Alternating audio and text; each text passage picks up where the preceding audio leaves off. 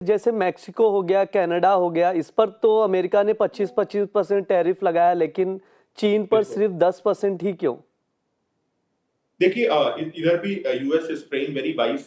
हम्म। China जो है, अगर हम संयुक्त राष्ट्र की भी बात करें तो वहां पर चाइना का एक बहुत स्ट्रैटेजिक रोल रहा है। Because hmm. Of the veto power security council में China has always been kind of a negotiator when it comes to international politics. So ऐसे में यूएस चाइना को साथ बनाए रखना चाहता है।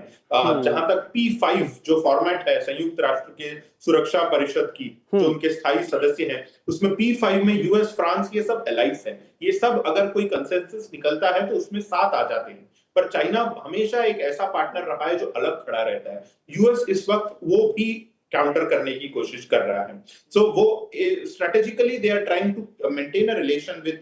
अब जहां पर मेक्सिको का इशू आता है तो ट्रंप सरकार हमेशा उनसे पा रही है। The Mexico border issue has been always one of their biggest pain points. So Mexico हो गया, इवन कनाडा, आप समझ जैसा कि हम सब देख रहे हैं, it is going through a kind of a political turmoil. Diplomacy के भी शब्दों में देखिए तो उनका इंडिया से भी कंसुलर रिलेशन काफी खराब हो गया है।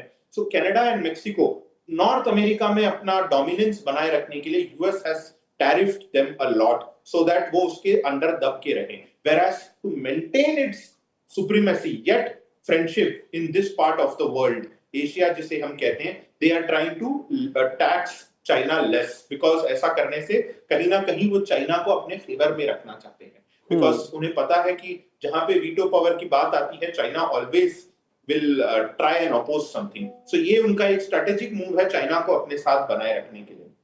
चीन ने भी करारा जवाब दिया है, कहा यह भी जा रहा है, कुछ रिपोर्ट्स आई है कि जो अमेरिका से प्रोडक्ट्स आते थे उस पर जी 15 से 25% का टैरिफ लगाने जा रहा है चाइना। बिल्कुल। देखिए चाइना भी इस बात को समझता है।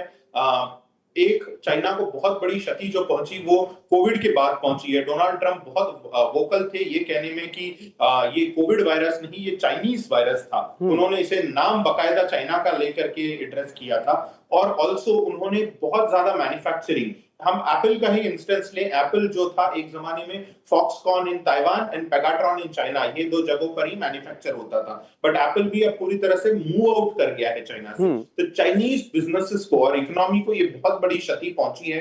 एप्पल ने बहुत ज्यादा मैन्युफैक्चरिंग यूएस मूव कर ली, काफी ज्यादा हद तक इंडिया मूव कर लिया। अगर हम आईफोन 16 की भी बात करें, बहुत लोगों ने नोटिस किया that it was being made in India. So ये सारे मूव्स के कारण चाइना को एक इकोनॉमिक काफी बड़ा झटका पहुंचा है।